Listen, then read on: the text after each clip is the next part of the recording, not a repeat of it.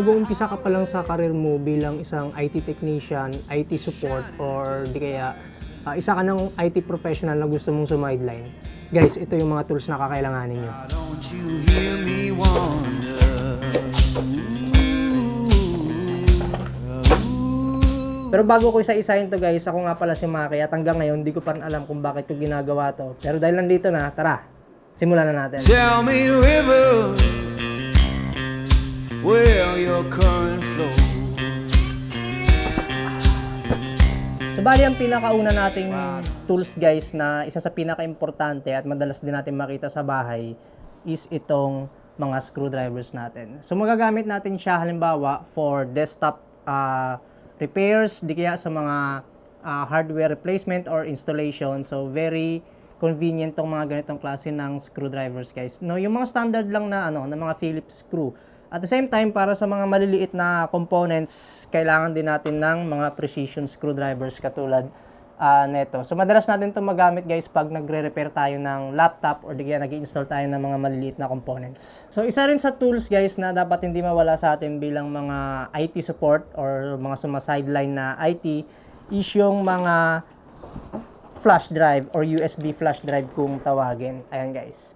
So marami ako nito guys kasi ginagamit ko to as a bootable device, no? Kung halimbawa kailangan ko mag-install ng operating system dun sa mga client ko. So iba't ibang klase ng mga flash drive yung meron ako dito. So meron akong bootable na Windows 10, Windows 11.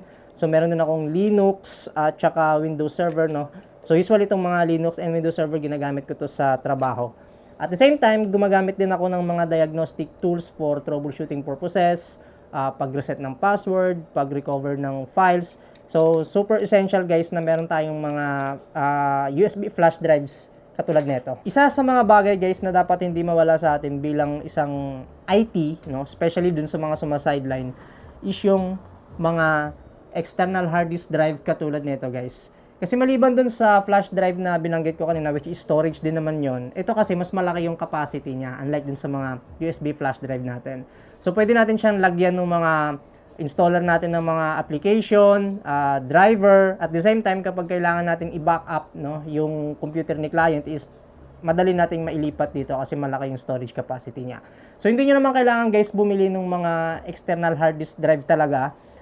Ito guys, ginawa ko is meron lang akong spare na hard disk drive galing sa isang sirang laptop. At the same time, ginawa ko, binilang ko siya ng enclosure. So, nagamit ko na siya as external hard disk drive. So, ito yung gagamitin natin kape guys. So, regalo sa atin ito. Fresh from Taiwan. So, salamat, Jen Ellen.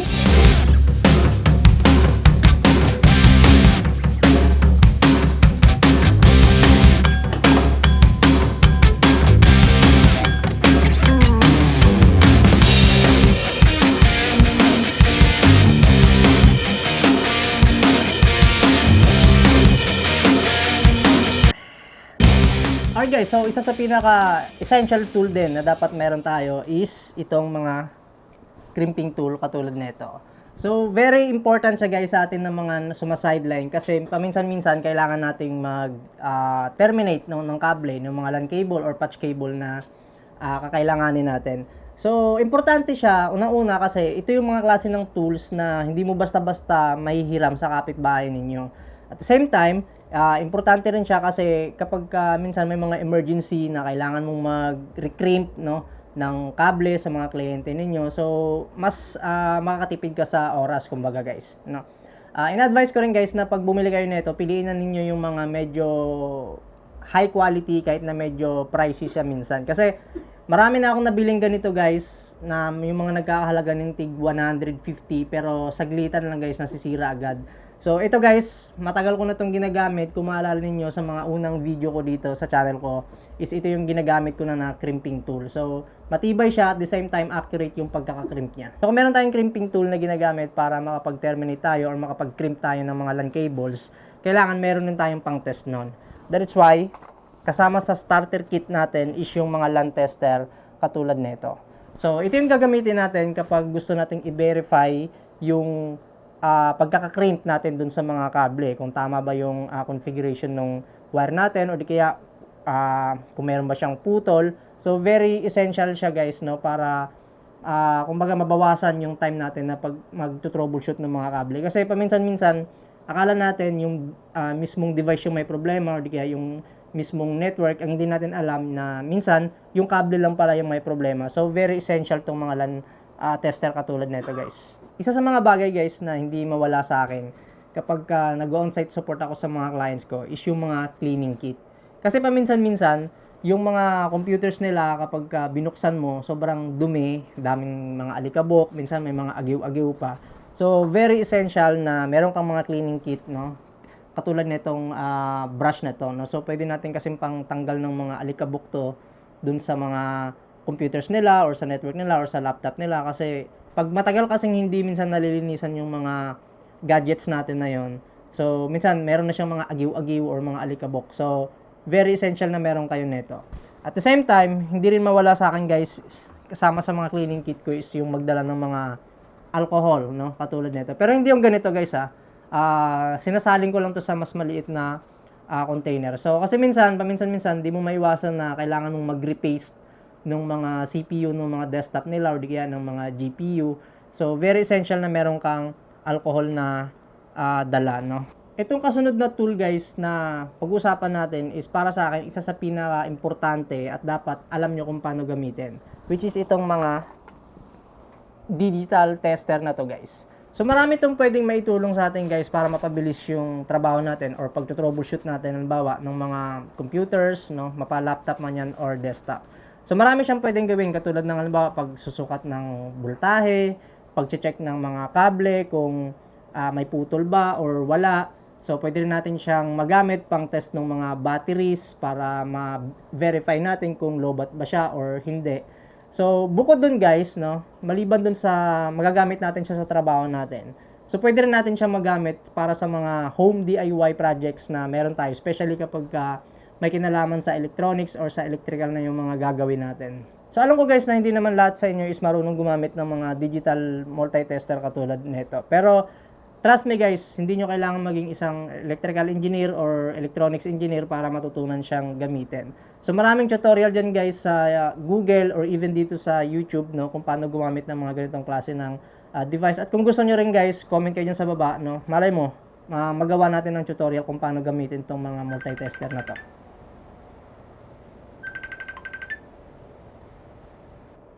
Hello? Sunod na tool guys na may re-recommend ko sa inyo na dapat meron din kayo is yung mga prime tool katulad nito.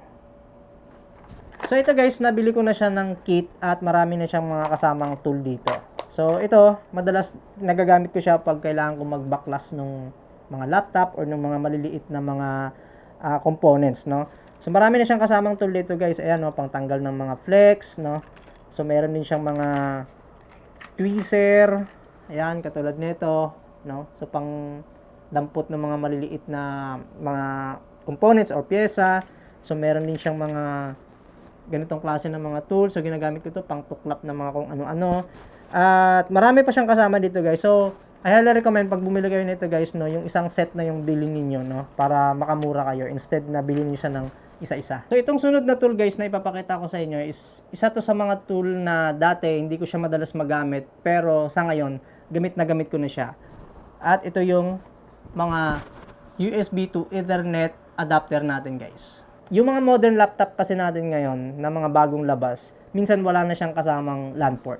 So paminsan-minsan dumadating sa point na kailangan nating i-reformat, kaya minsan pati yung mga drivers ng mga wireless natin is nawawala rin. So nawawalan tayo ng chance na makakonect sa mga wifi natin or para magkaroon tayo ng tinatawag na internet access. So, sa pamamagitan ng mga USB to Ethernet adapter na to guys is makaka-connect tayo sa mga router natin or sa internet natin via cable. So, all you have to do is isasaksak mo lang sa mga USB port ng laptop mo and then gagamit ka ng mga regular na LAN cable, then makaka-access ka na sa internet. So, madadownload mo na yung mga software or mga drivers na kakailanganin mo para mapagana mo yung laptop na yon.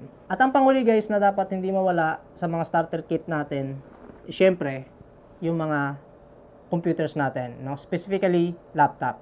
Kasi itong laptop guys, paminsan-minsan kailangan natin siya dalhin dun sa mga service natin, dun sa mga kliyente natin kasi hindi natin alam paminsan-minsan for emergency purposes, no, kailangan nating mag-download ng mga application software, mga drivers para dun sa device ng mga clients natin. At the same time, kailangan din natin minsan pag nagto-troubleshoot tayo ng network or di kaya pang create ng mga bootable flash drive, pang download ng mga kung ano-anong file. So, very essential na meron tayong mga computers guys, specifically laptop. So, very essential din guys na meron tayong mga spare parts katulad nitong mga SATA cables, no?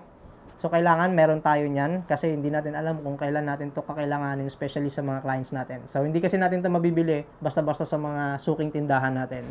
Extra or spare na mga patch cable katulad nito. Power cables, no? Mga display cable katulad ng mga VGA cables katulad nito or HDMI kung meron kayo nun. Consumable na bagay katulad nitong mga thermal paste kasi minsan kailangan natin mag-repaste. Spare RAMs, no? Ito guys, no? Marami akong spare na RAMs. So, iba-iba yan. May DDR3, DDR4.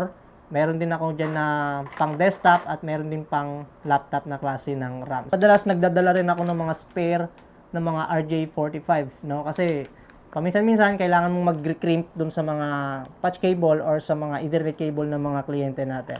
So, yan. Importante yan guys, no? RJ45.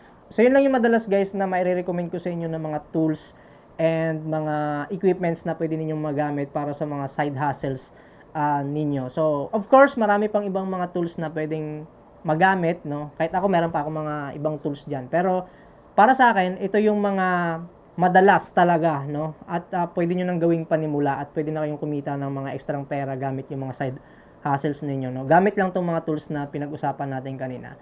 So, sana guys, meron kayong nakuwang idea. Thank you for learning with me today. And as always, my name is Mark V.